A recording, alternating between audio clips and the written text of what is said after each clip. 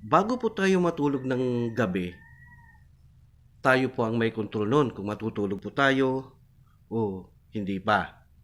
Pero once po na tayo po ay nakatulog na sa gabi at tayo po ay naghihilik na, wala na po tayong kontrol noon. Ang Diyos na lamang po ang may kontrol noon kung tayo ay gigisingin pa o hindi na sa umaga. So, kagabi marami pong namatay. Namatay sa bangungot, namatay sa disgrasya, namatay sa sakit, may mga dinala po sa ospital. Ngunit tayo sa umagang ito po, tayo po ay ginising ng Diyos. Malakas ang ating pangangatawan at walang sakit.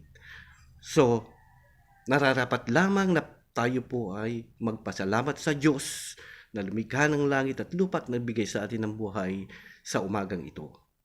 Dahil tayo ay Kanya pa ring kinhabagan, hindi pa tayo kinukuha ng ating Panginoon. Salamat sa Diyos at Ama ng ating Panginoong Hesus na mahabagin. Purihin siya at sa Kanya lahat ang kadakilaan, kapangyarihan sa lahat. So mga kapatid, dapat po nating ipagpasalamat ang bawat minuto ng ating buhay dahil tayo ay hindi kinaliligtan ng ating Diyos na buhay.